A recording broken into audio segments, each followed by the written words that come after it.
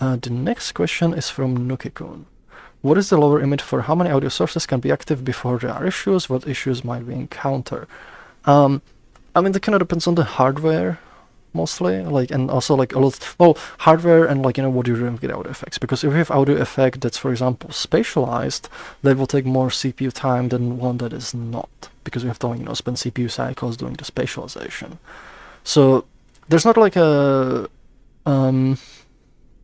there's not a specific number, it's gonna depend on a computer. It's kind of the similar thing, like, if you've got a beefy computer, you can run, way complex worlds. You can have more geometry in the world before you start, like, suffering a lot, compared to, like, somebody running on the low-end machine. So generally these questions, there's not a specific number. The number is gonna depend on the hardware. So then it becomes question, what's the lowest hardware that somebody might be running? And, then we can, like, maybe measure stuff on that. And, and then, like, we get also into other problem is, like, you have to benchmark this stuff. So you have to kind of see, we have to kind of see, like, how it runs, because right now, like, can't really answer that without measuring it.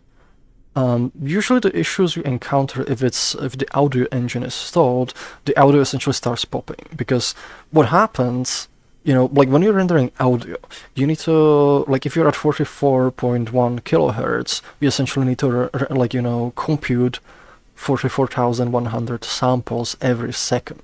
And that usually happens in small chunks, like maybe you're computing 1024 samples, at a time, or maybe 2048. So, like, what happens is, I don't know how it, like, works out, so I think it's something like, I have to do math again. What is, like, 44,100 divided by 1024? 44,100 divided by 1024. About 43.06. So that's like 43 milliseconds. So, like, yeah, it actually works. Like, so say, like, every 43 milliseconds, you need to compute 43 milliseconds of audio, which means you cannot take more than 43 milliseconds to compute it, because then you're too late. So what essentially the system needs to do, it needs to compute 43 milliseconds of audio in less than 43 milliseconds. So it's a question, how much can it compute before it happens? Because if you don't compute it in time, you miss it, and now you have no audio to play to the user, which means essentially, you're playing audio, and suddenly you get, like, a burst of silence, and maybe, then it goes late, and then you need to compute another one and get another burst of silence, and it just starts, like, popping, and it doesn't sound good. As a fun fact, I believe that is, if you were to compute 1 second of audio at 44.1 kilohertz,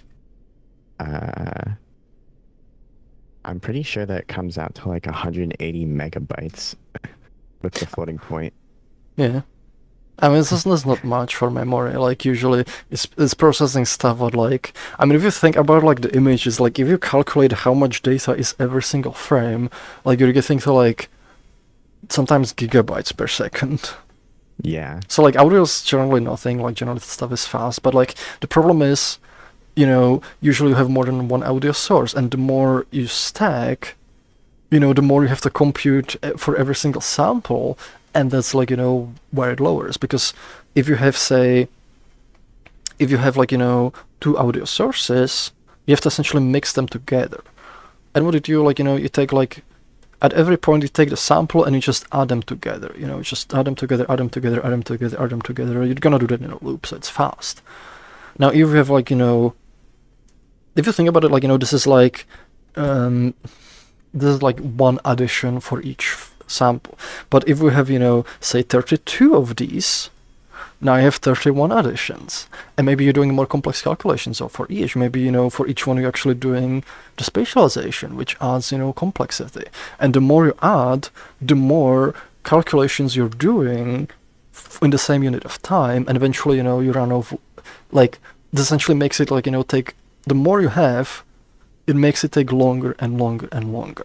And at some point, you're gonna, hit a threshold where you're asking the system to compute 43 milliseconds of audio, and it needs more than 43 milliseconds to do it because you just added so much, and then it doesn't keep up and it just starts popping.